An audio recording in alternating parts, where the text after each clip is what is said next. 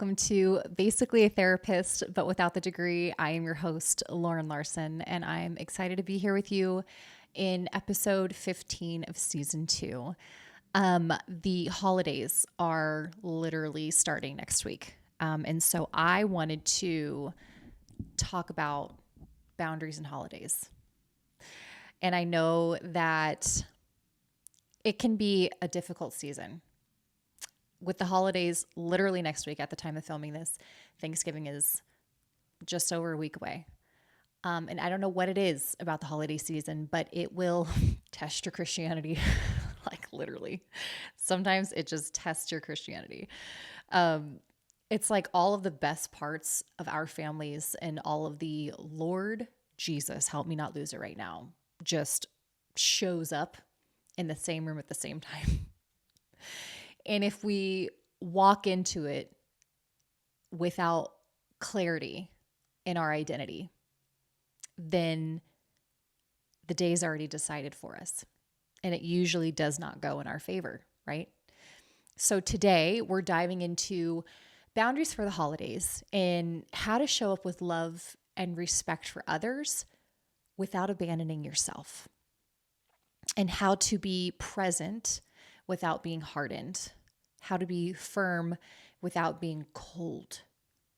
And I need you all to stick with me here because I thought of this analogy while I was out walking today, because I was thinking about this podcast and just preparing for it. And I had this analogy pop in my brain, and maybe it's from God. Maybe he wanted me to use it to help somebody understand. But some of us try to walk into holidays like wood, hard, rigid, trying to protect ourselves.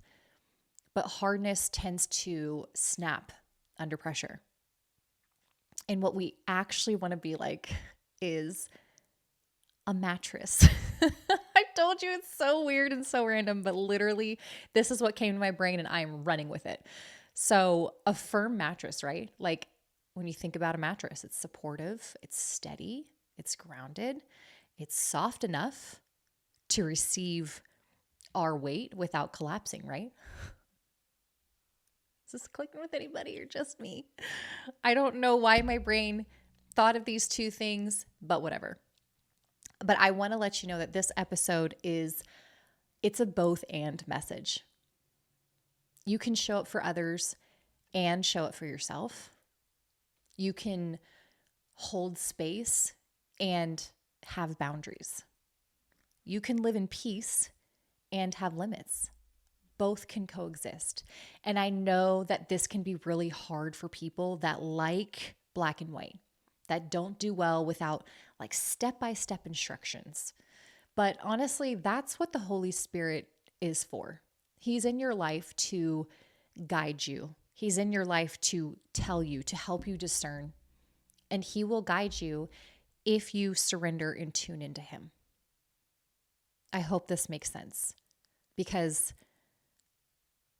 there's just so much black and white in how we show up for others, in boundaries. It's not a one size fits all. And so this is going to be nuanced, which is something that I'm learning. I think that I'm in a stage in life where I'm learning that boundaries don't need to be rigid. And I don't know that I was massively rigid in my boundaries, but I do feel like I had the approach of, well, this is where I stand, take it or leave it, right? Whereas I'm kind of softening in that area. And we'll get into it a little bit later, but I'm excited to share this with you. So we're going to talk about what that looks practically, how it looks emotionally, and how it looks spiritually. And I'm going to give you biblical examples, sentences that you can use, and just like I said, a whole lot of nuance. So I need you to stick with me. We're going to be okay. I'm holding your hand while we're doing this. Okay. Because like I said, boundaries are not a one size fits all rule book. It's not a rule book. This is a massively gray area. And speaking of that now, let me just say this, that what one person can tolerate, another person can't. What feels respectful to one person may not feel respectful to another, and that's okay. It's not right or wrong. It's one big gray area, baby. Boundaries are personal. Capacity is personal.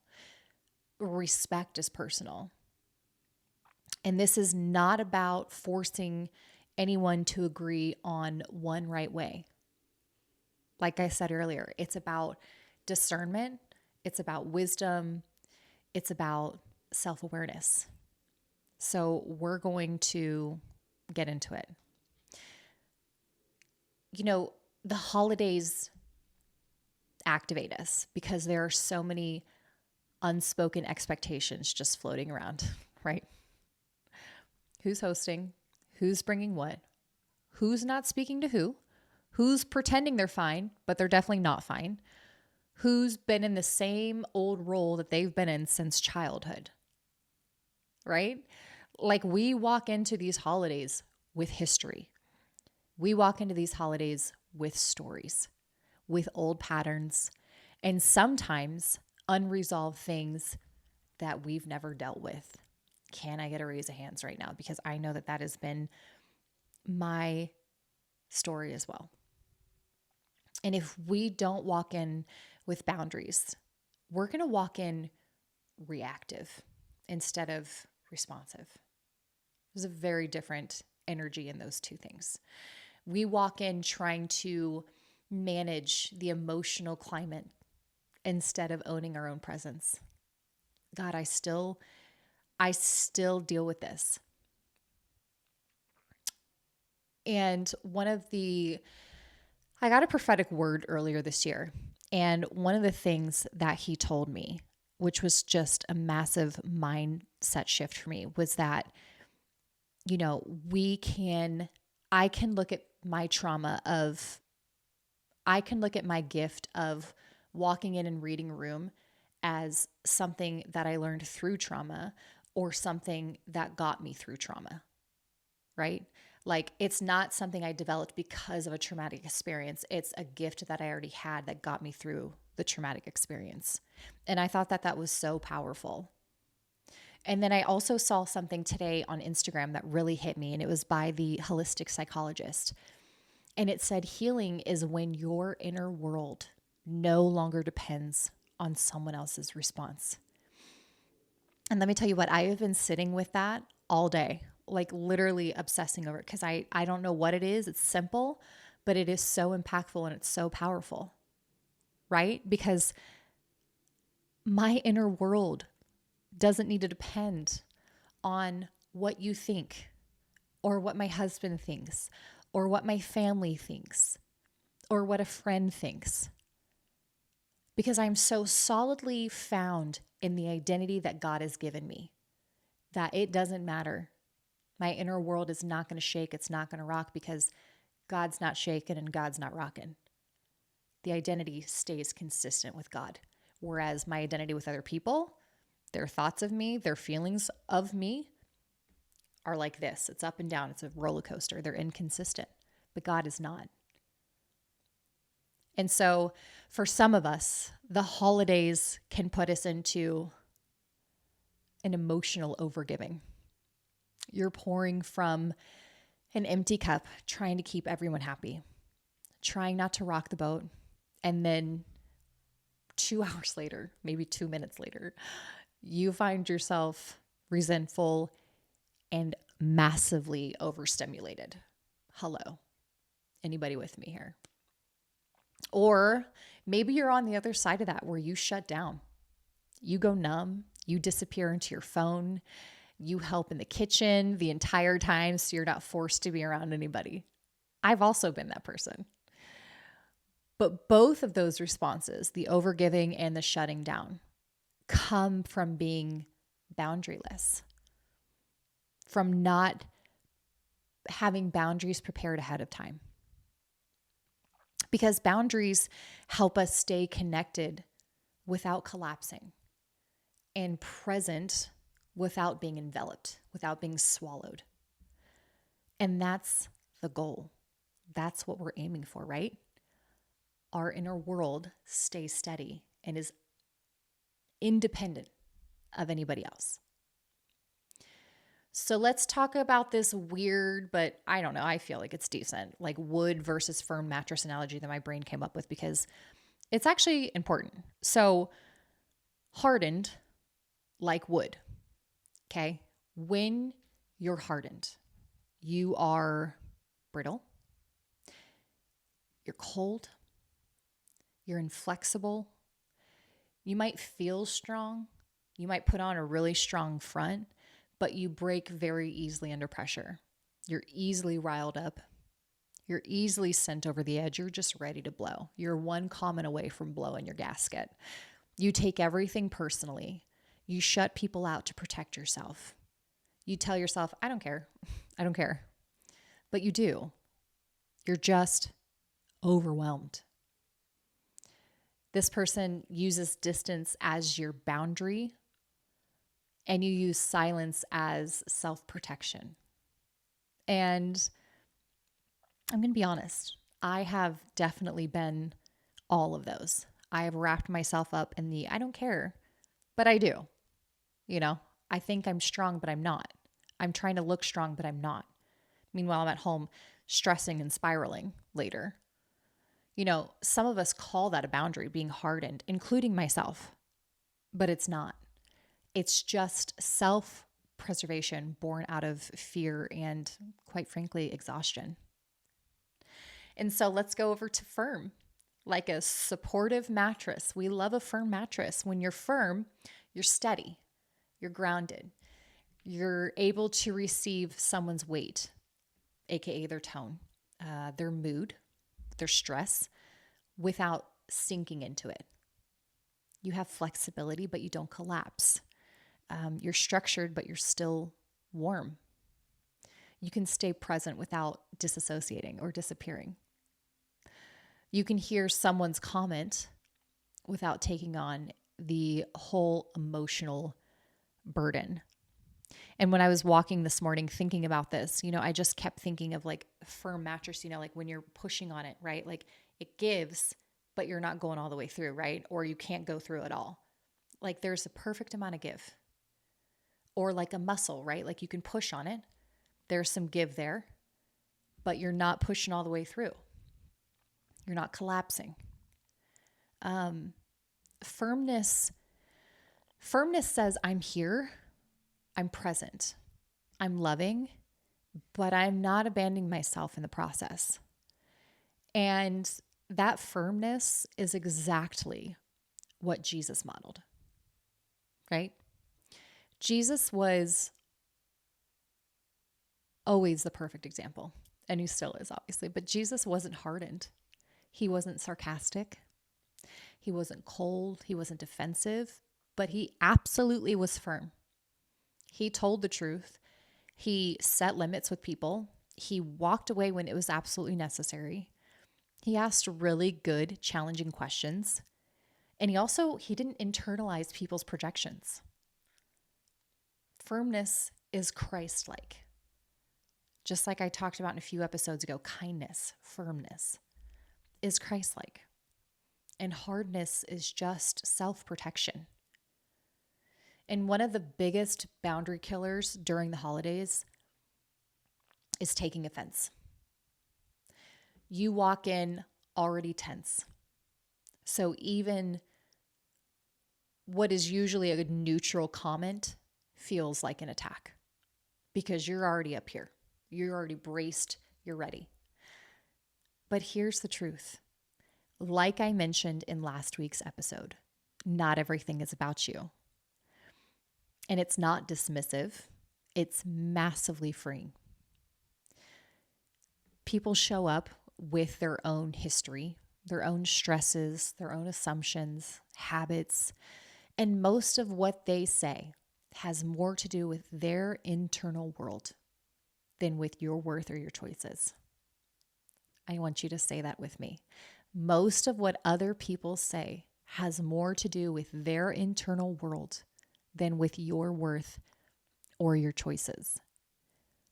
Remember, your feelings are data. They're not definition.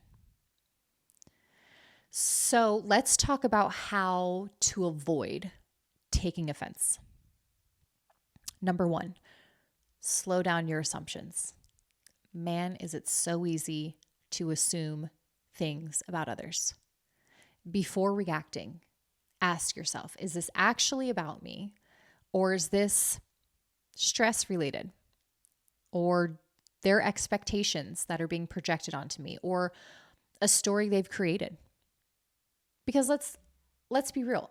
Holidays are stressful. The planning, the cooking, the decorating, the all of the things, it's stressful. So we can give some grace. I get stressed out cooking dinner for just my husband and I. I can't even imagine cooking a Thanksgiving dinner or a Christmas dinner and not already being so stressed out. Okay. Like, I'm serious. Like, cooking stresses me out. So I have grace for people that are cooking, and especially because they're feeding me and it's my love language. So number two, choose curiosity instead of defensiveness. This is another episode that we've talked about. What made them say that? What are they actually trying to communicate? Completely different mindset. And that mindset shift will absolutely help you keep yourself here instead of here. Because you're just curious, like, I wonder what that's about. Or I wonder what's going on there. I wonder what that means. I wonder what they're trying to say. Instead of like, oh my God, I can't believe they just said that to me, or I can't believe they said that about me, or whatever it is. It's just like, interesting. Again, because what they say or do doesn't define.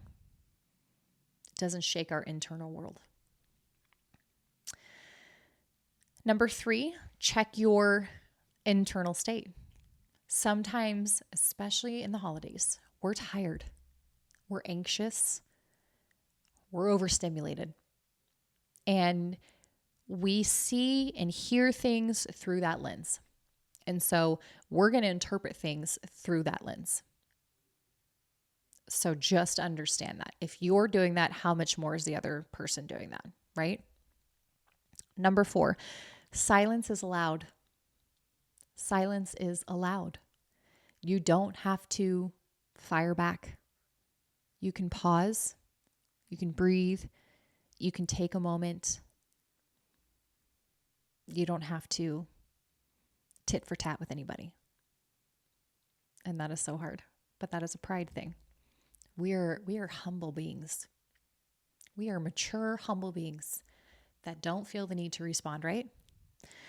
That's what I'm going to keep telling myself. Number five, name the truth internally before you name it externally. Just because they said it doesn't mean it defines you. Here's a great example. Jesus and the Pharisees. Okay. How much did these Pharisees mess with Jesus throughout his ministry? Jesus didn't take their accusations personally, and he definitely didn't mirror their hostility. I got to work on that one. I'm going to be really honest with you. Got to work on that one. He didn't match their hostility. He rather responded with questions, with clarity, or with a calm firmness. I'm going to pull up Proverbs 19:11.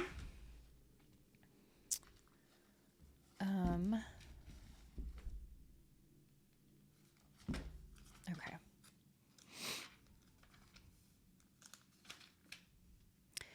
A person's insight gives him patience, and his virtue is to overlook an offense. That is so good. Not overlook the harm. That's something entirely different, but overlook the petty. Overlook the stress-induced comments. Overlook that tone. Jesus, Jesus, Jesus. Give us strength. Give us self-control. Actually, you've already given us that. Okay. We're going to go into James really quick. James 1:19. My dear brothers and sisters, understand this. Everyone should be quick to listen, slow to speak, and slow to anger. So you can show up with grace without absorbing chaos. So I want to talk about limits, because you can hold space with love, right? And still have a threshold. We are called to love our neighbor, but not to abandon ourselves. Even Jesus did not stay in every conversation. He walked away. He withdrew to reset. He didn't wait until he exploded or he shut down, right? He didn't do any of that. And so I want to give you a few signs to let you know that maybe you've hit your limit. Number one is a tightening of the chest. Another one is you're monitoring everyone's emotions. I live in the state of monitoring emotions, honestly. You're rehearsing what you want to say in your head. You start feeling childlike again. You're in survival mode. Maybe you're saying it's fine, but it's not. And when you've hit that place, you don't need drama. You don't need a big speech. You just need some clarity. And so here are just a few examples of things that you could say when you've hit this spot. I'm going to take a step outside for a few minutes. I'd rather not talk about that topic. I'm uncomfortable with that conversation. Let's redirect. I don't want this to turn into an argument. I don't have the capacity to talk about that right now. Those are just a few examples. And these are firm. They're not emotional. They're not defensive. They're just extremely clear and extremely direct. And here's where the both and really comes into play. Holding space does not mean that you agree. It doesn't mean that you stay silent to keep the peace. It doesn't mean you absorb their emotions. It definitely doesn't mean that you tolerate disrespect. It doesn't mean you become the emotional manager of the room. That's not your role. People are adults and able to manage their own emotions. They are in control of themselves and you're in control of you. But what holding space can look like is saying, I'm here with you and I'm not disappearing. I can listen without taking responsibility for fixing. I can stay grounded even when they're upset. I can choose connection even if I don't choose comfort. Yeah. And I want to talk about that for a second because, politics can tend to be an issue that just sends people over the roof. And so one of the things that I've learned, and maybe it's just because I'm not I'm not super passionate about politics, but even religion too, whatever. I am obviously passionate about Christianity and Jesus and think in my relationship with him. However, I can listen to somebody, disagree or have a completely different opinion or not agree or not like what I believe. And I'm just like, I get it. I understand. That's fine.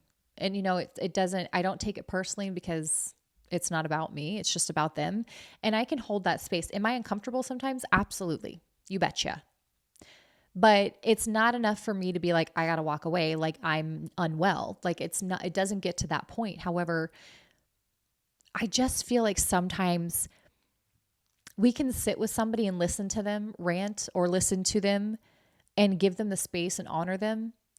Again, this comes with discernment, right? It doesn't need to be hours long or whatever that looks like for you. I can't actually define that. You can maybe do that for hours and that's great.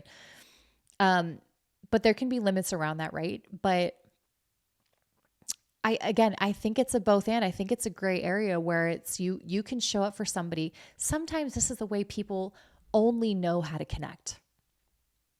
Sometimes people only know how to connect through complaining or ranting about politics or talking about how hurt they are about something God did in their lives or whatever that is. And sometimes they just need to externally process. Sometimes they don't. Sometimes they're just stuck on repeat. I get it. We all have those people. However, I think it's just a way of connection for them sometimes. I'm thinking of somebody in the family that will always kind of go on a rant whenever I'm around them. And we really don't like know each other well. We don't have a lot of history, or we don't know much about each other. And so I think this is this person's way of just kind of striking up conversation. And I think that this person is lonely. And, you know, this particular topic is something that they're passionate about. And so it's what they want to talk about. And even though I don't care, even though I don't agree, even though it can get uncomfortable, I have chosen to sit there and listen because I feel like they need it. I feel like they need somebody to just listen to them. And it's not about me. It's not an attack on me. So I'm chilling. I'm fine. I can give you not however long, but I can give you time to just rant if you need to. I can be that person. So I want to give you some examples. And since we're already talking about politics, that political conversation starts brewing. And so a firm response can sound like, I'm not discussing politics today, but I love you and let's talk about something else, period. And number two, if somebody is going in on your life choices and letting you know what they think about your choices. I hear you, but I'm making decisions based on what I believe God is leading me to do. That's it. Number three, the famous passive aggressive comment. Instead of matching that tone, which I am definitely guilty of doing, firmness would say, what did you mean by that? Simple, clear, unbothered. Or what about those intrusive questions? You can say something like, I'm not talking about that today, but thank you for asking. Or maybe you're overwhelmed and not disappearing, but you're just stepping out. So, hey, I'm just going to go take a breather. I'll be back in a few minutes. And from a biblical lens, Romans 12:8. Pull that up. Romans 12:8. What's the over-under on how many more times I'm going to hit my mic tonight? Okay. Romans 12:18. Have I been saying Romans 12:8? It's 12:18. Okay. Jesus, help me. If possible, as far as it depends on you, live at peace with everyone. And so I want to make this really clear. Peace doesn't mean silence. Peace doesn't mean avoidance. Peace doesn't mean self-abandonment. It means doing what's within your responsibility. Okay? Now let's add a little bit of nuance because boundaries they're just not cookie cutter, unfortunately. What one person can shrug off, another person maybe can't. What feels disrespectful to you might feel normal to someone else, and they may not be genuinely bothered by it whatsoever. What drains you may not drain the other person.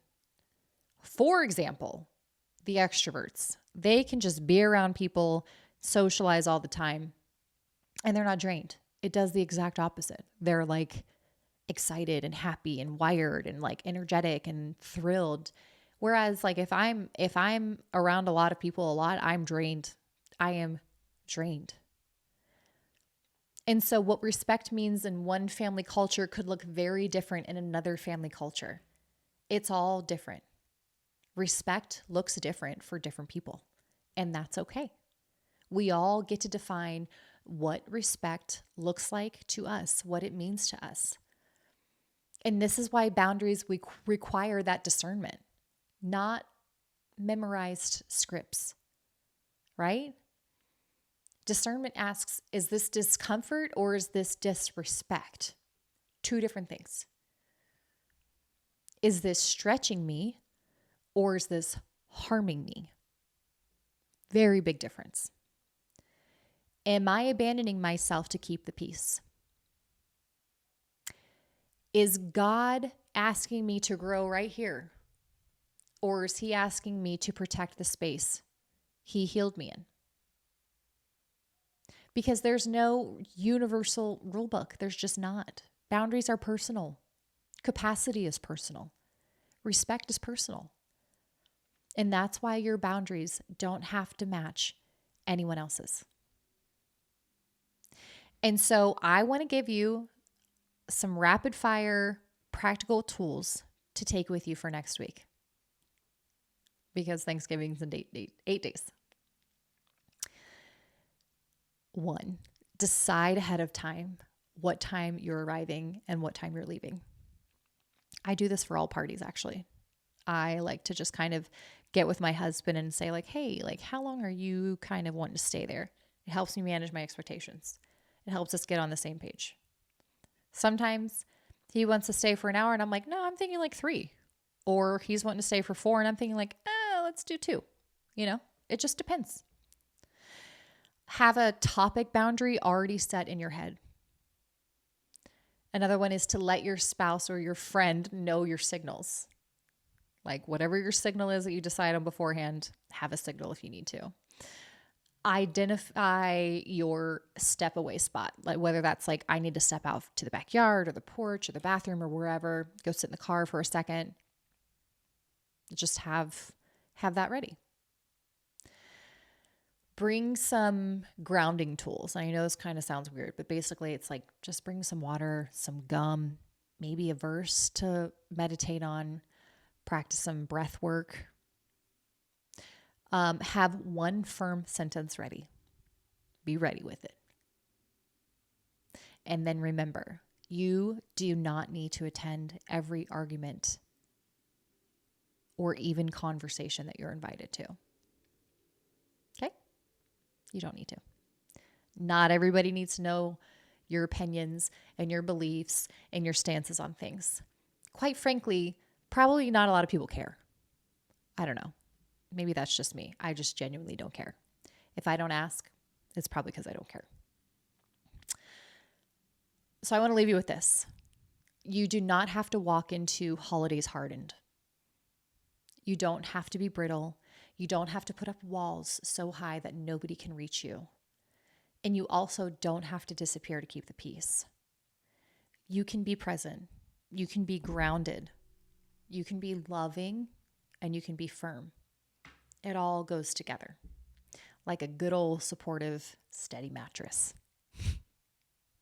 Not collapsing, not rigid, but holding your shape. I can't stand myself. Offering your support, but still like soft enough for connection, right? I think that analogy is wonderful. Thank you, God, for that analogy. Ask God for discernment. Ask him for wisdom. Ask him for the ability to see the difference between discomfort that forms you and dysfunction that doesn't. Because you're allowed to honor yourself and honor others. You can show up well and stay true to who God is shaping you into.